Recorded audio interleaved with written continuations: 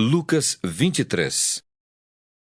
Levantando-se toda a assembleia, levaram Jesus a Pilatos, e ali passaram a acusá-lo, dizendo: Encontramos este homem pervertendo a nossa nação, vedando pagar tributo a César e afirmando ser ele o Cristo, o Rei. Então lhe perguntou Pilatos: És tu o rei dos judeus?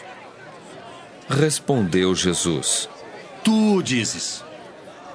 Disse Pilatos aos principais sacerdotes e às multidões: Não vejo neste homem crime algum. Insistiam, porém, cada vez mais, dizendo: Ele alvoroça o povo, ensinando por toda a Judéia, desde a Galiléia, onde começou, até aqui. Tendo Pilatos ouvido isto, perguntou se aquele homem era galileu. Ao saber que era da jurisdição de Herodes, estando este naqueles dias em Jerusalém, lhe o remeteu. Herodes, vendo a Jesus, sobremaneira se alegrou, pois havia muito queria vê-lo, por ter ouvido falar a seu respeito. Esperava também vê-lo fazer algum sinal, e de muitos modos o interrogava. Jesus, porém, nada lhe respondia.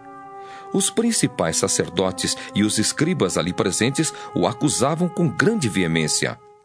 Mas Herodes, juntamente com os da sua guarda, tratou-o com desprezo e, escarnecendo dele, fê-lo vestir-se de um manto aparatoso e o devolveu a Pilatos.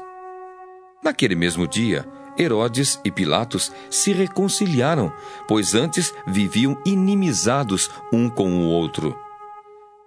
Então, reunindo Pilatos os principais sacerdotes, as autoridades e o povo, disse-lhes: Apresentastes-me este homem como agitador do povo, mas tendo-o interrogado na vossa presença, nada verifiquei contra ele dos crimes de que o acusais. Nem tampouco Herodes, pois não o tornou a enviar. É, pois, claro que nada contra ele se verificou digno de morte. Portanto, após castigá-lo, soltá-lo-ei. E era-lhe forçoso soltar-lhes um detento por ocasião da festa.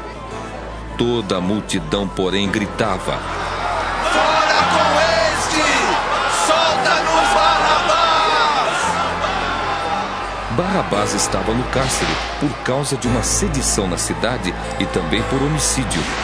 Desejando Pilatos soltar a Jesus, insistiu ainda. Eles, porém, mais gritavam: Crucifica-o! Crucifica-o! Então, pela terceira vez, lhes perguntou: Que mal fez este? De fato, nada achei contra ele para condená-lo à morte. Portanto, depois de o castigar, soltá-lo-ei. Mas eles instavam com grandes gritos, pedindo que fosse crucificado. E o seu clamor prevaleceu. Então Pilatos decidiu atender-lhes o pedido. Soltou aquele que estava encarcerado por causa da sedição e do homicídio, a quem eles pediam. E quanto a Jesus, entregou-o à vontade deles. E como o conduzissem, constrangendo um sirineu chamado Simão, que vinha do campo, puseram-lhe a cruz sobre os ombros, para que a levasse após Jesus. Seguia-o numerosa multidão de povo e também mulheres que batiam no peito e o lamentavam. Porém Jesus, voltando-se para elas, disse: Filhas de Jerusalém, não choreis por mim. Chorai antes por vós mesmas e por vossos filhos. Porque dias virão em que se dirá: Bem-aventuradas as estéreis, que não geraram e nem amamentaram. Nesses dias dirão aos montes: Caí sobre nós, e aos outeiros cobri-nos. Porque sem lenho verde fazem isto, que será no lenho seco? E também eram levados outros 2, que eram malfeitores, para serem executados com ele. Quando chegaram ao lugar chamado Calvário, ali o crucificaram, bem como aos malfeitores, um à direita, outro à esquerda. Contudo, Jesus dizia: Pai, perdoa-lhes, porque não sabem o que fazem. Então, repartindo as vestes dele, lançaram sortes. O povo estava ali e a tudo observava. Também as autoridades zombavam e diziam: Salvou os outros? A si mesmo se salve, se é de fato o Cristo de Deus, o escolhido. Igualmente os soldados o escarneciam e, aproximando-se, trouxeram-lhe vinagre, dizendo: Se tu és o rei dos judeus, salva-te a ti mesmo! Também sobre ele estava esta epígrafe, em letras gregas, romanas e hebraicas: Este é o rei dos judeus. Um dos malfeitores crucificados blasfemava contra ele, dizendo: Não és tu, ó Cristo! Salva-te a ti mesmo e a nós também! Respondendo-lhe, porém, o outro repreendeu-o, dizendo: Nem ao menos temes a Deus, estando sob igual sentença. Nós, na verdade, com justiça, porque recebemos o castigo que os nossos atos merecem, mas este nenhum mal fez. E acrescentou: Jesus, lembra-te de mim quando vieres no teu reino.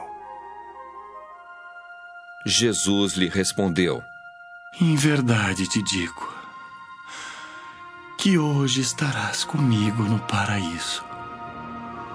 Já era quase a hora sexta, e escurecendo-se o sol, houve trevas sobre toda a terra até a hora nona.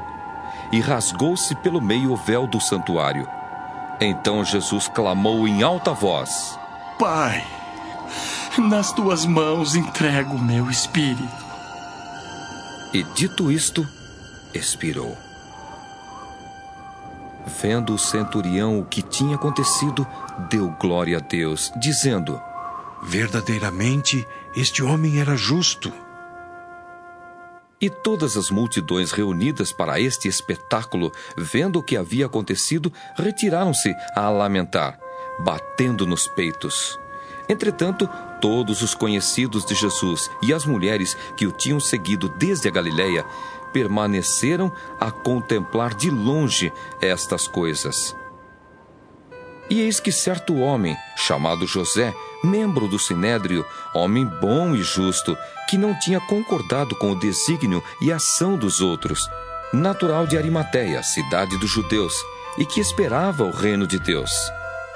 Tendo procurado a Pilatos, pediu-lhe o corpo de Jesus, e tirando-o do madeiro, envolveu-o num lençol de linho e o depositou num túmulo aberto em rocha, onde ainda ninguém havia sido sepultado. Era o dia da preparação e começava o sábado. As mulheres que tinham vindo da Galiléia com Jesus, seguindo, viram o túmulo e como o corpo fora ali depositado. Então se retiraram para preparar aromas e bálsamos. E no sábado descansaram, segundo o mandamento.